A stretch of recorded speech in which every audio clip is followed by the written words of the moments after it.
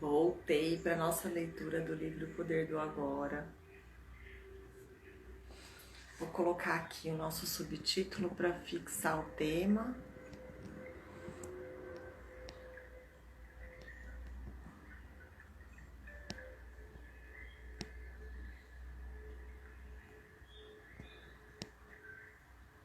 Emoção.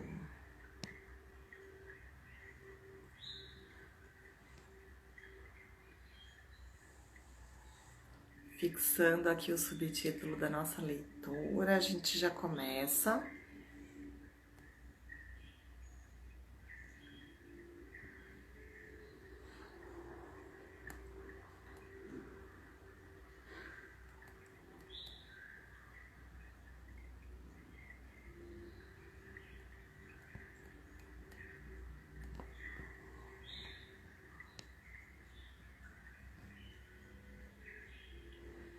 Prontinho.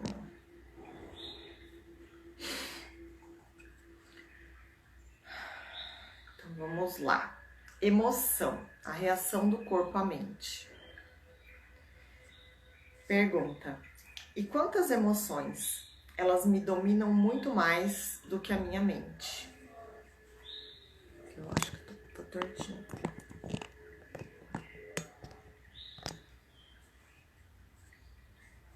A mente, no sentido em que emprego o termo, não é apenas pensamento.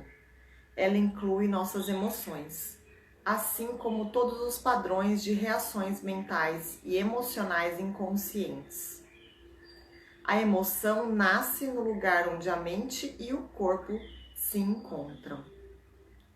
É a reação do corpo à nossa mente, ou podemos dizer, um reflexo da mente no corpo. Por exemplo, um pensamento agressivo ou hostil vai acumulando aos poucos uma energia no corpo, a raiva. O corpo está se preparando para lutar. Já a ideia de que nos encontramos sob uma ameaça física ou psicológica faz com que o corpo se contraia, o que é a manifestação física daquilo que chamamos medo. As pesquisas têm demonstrado que as emoções fortes causam até mesmo mudanças na bioquímica do corpo. Essas mudanças bioquímicas representam o aspecto físico ou material da emoção. Em geral, não temos consciência de todos os nossos padrões de pensamento. Só é possível trazê-los à consciência quando observamos nossas emoções. Quanto mais identificados estivermos com o nosso pensamento, com as coisas que nos agradam ou não, com nossos julgamentos e interpretações, ou seja, quanto menos presentes estivermos como consciência observadora, mais forte será a carga de energia emocional. Tenhamos ou não consciência disso. Se você não consegue sentir as suas emoções, se as mantém à distância, terminará por senti-las em um nível puramente físico, como um sintoma ou um problema físico. Muitos têm escrito a respeito disso nos últimos anos, portanto não precisamos nos aprofundar no assunto. É possível que um forte padrão emocional inconsciente venha a se manifestar como um acontecimento externo, algo que parece acontecer só com você. Por exemplo, tenho observado que as pessoas que guardam muita raiva dentro de si, mesmo sem ter consciência e sem falar sobre o assunto, são mais propensas a ser atacadas verbalmente ou até mesmo fisicamente por outras pessoas cheias de raiva. Com frequência, sem qualquer motivo aparente. A razão é que elas desprendem uma raiva tão forte que acaba sendo captada de forma subconsciente por outras pessoas, e isso aciona a raiva latente que essas trazem dentro de si. Se você tem dificuldade de sentir suas emoções, comece se concentrando a atenção na área de energia interior do seu corpo. Sinta o seu corpo lá no fundo. Essa prática colocará você em contato com as suas emoções. Aprofundarei o assunto mais adiante. Pergunta: você diz que a emoção é o reflexo da mente no corpo, mas às vezes ocorre um conflito entre os dois, quando a mente diz não e a emoção diz sim, ou vice-versa. Ele responde: se quisermos conhecer mesmo a nossa mente, o corpo sempre nos dará um reflexo confiável. Portanto, observe a sua emoção, ou melhor, sinta em seu corpo. Se houver um aparente conflito entre os dois, a verdade estará na emoção e não no pensamento. Não a verdade definitiva sobre quem você é, mas a verdade relativa ao estado da sua mente naquele momento. É bastante comum ocorrerem conflitos entre os pensamentos superficiais e os processos mentais inconscientes. Mesmo que você ainda não seja capaz de trazer a sua atividade mental inconsciente para um estado de consciência, sob a forma de pensamento, ela estará sempre refletida no seu corpo como uma emoção. E isso você pode passar a perceber. Observar uma emoção por esse ângulo é basicamente o mesmo que ouvir ou observar um pensamento, como descrevi anteriormente. A única diferença é que o pensamento está na sua cabeça, enquanto a emoção, por conter um forte componente físico, se manifesta em primeiro lugar, no corpo. Você pode permitir que a emoção esteja ali, sem deixar que ela assuma o controle. Você não é mais a emoção. Você é o observador, a presença que observa. Ao praticar isso, tudo que está inconsciente será trazido à luz da consciência. Pergunta: então observar nossas emoções é tão importante quanto observar nossos pensamentos? Resposta: sim. Habitue-se a perguntar o que está acontecendo com você neste exato momento. Essa questão lhe indicará a direção certa, mas não analise, apenas observe. Concentre sua atenção dentro de você. Sinta a energia da emoção. Se não há emoção presente, concentre sua atenção mais fundo no campo de energia interna do seu corpo. Essa é a porta de entrada para o ser. Uma emoção, em geral, representa um padrão de pensamento amplificado e energizado. Por conta da carga energética quase sempre excessiva que ela contém, não é fácil, a princípio, termos condições para observá-la. A emoção quer assumir o controle e quase sempre consegue, a menos que você esteja presente e alerta.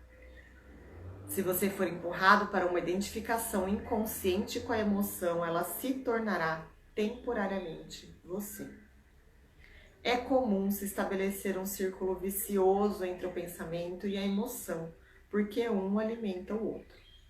O padrão do pensamento cria um reflexo amplificado de si mesmo, na forma de uma emoção, fazendo com que a frequência vibratória desta permaneça alimentando o padrão de pensamento original. Vou ler de novo.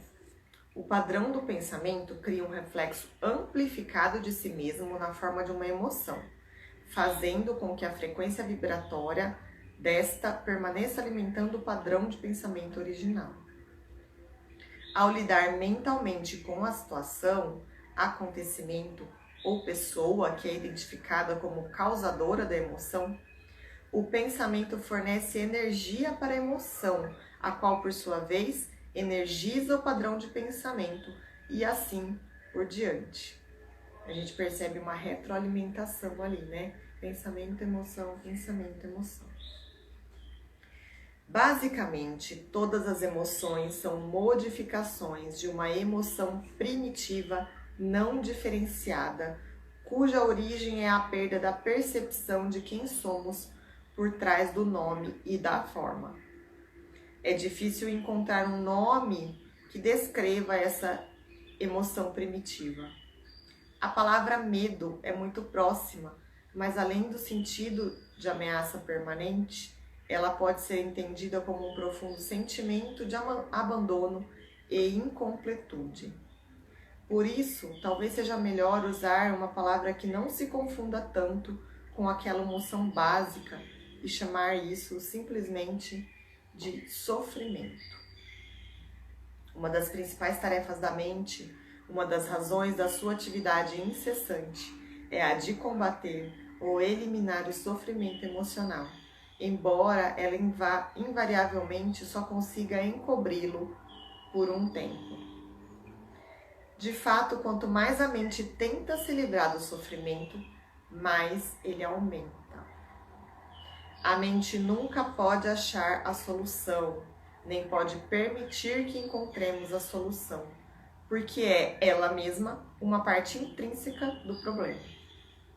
Imagine um chefe de polícia tentando achar um incendiário, quando o incendiário é o próprio chefe de polícia. Não nos livraremos desse sofrimento enquanto não extrairmos o sentido do eu interior, da identificação com a mente, ou seja, o ego. A mente é então derrubada de sua posição de poder e o ser se revela em si mesmo como a verdadeira natureza da pessoa. E aí ele fala aqui, já sei o que você vai perguntar agora.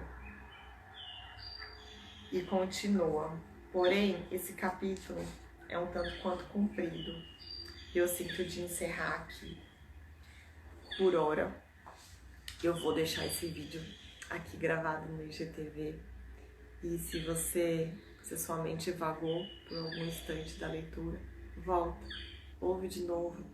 Sempre que a gente ouve novamente, a gente capta coisas que não foi possível captar anteriormente. É assim que a mente funciona mesmo, é normal. Que a gente tenha paciência, que a gente tenha consciência desse funcionamento, que a gente tenha paciência, resiliência para fluir aí nesse processo de aprendizado da nossa própria mente, das nossas próprias emoções e caminhar aí nessa evolução com muita autocompaixão, com muito autoacolhimento. E que a gente não tenha pressa, porque a pressa ela não combina com a nossa cura. A cura ela vem quando ela tem que vir, de acordo com a nossa vibração, com a nossa dedicação, com o nosso comprometimento com essa busca e com esse caminho de evolução e aprendizado. E eu tô aqui com vocês, no suporte, no apoio que vocês sentirem que precisarem, pode me mandar direct. Então ouçam de novo. Esse é o conselho de agora. Gratidão pela presença. Quem tá vendo depois também. A energia ela se estende a momentos posteriores. Eu sempre intenciono, tanto na nossa parte da prática anterior quanto aqui na leitura. Então, gratidão imensa, abraço de alma, até amanhã.